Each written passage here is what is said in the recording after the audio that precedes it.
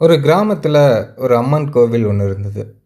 அந்த சன்னதியோட வாசல்ல நின்ற துவார பாலகியர் அம்மனிடம், தாயே, இந்த ஊரில் தங்களுக்கு பிடித்த பக்தர் யாரு அப்படின்னு ஒரு கேள்வி கேட்குறாங்க.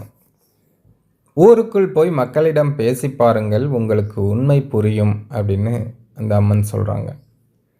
இருவரும் சாதாரண பெண்களைப் போல ஊருக்குள் போகிறாங்க.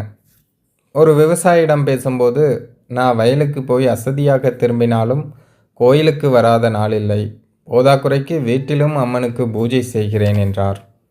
ஒரு தையல்காரர், நான் வாரத்தில் ஒரு நாள் விரதமிருந்து கோயிலுக்கு வருவேன் என்றார்.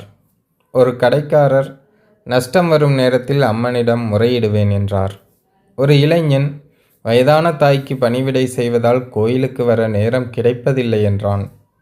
துவாரபாலகியர் கோயிலுக்கு வந்து நடந்ததை சொல்ல அம்மன் சிரித்தபடியே கூறினார், பெற்றவளுக்கு சேவை செய்வதாக சொன்னானே ஒரு இளைஞன், அவனே என் மனசுக்கு பிடித்தவன் என்று.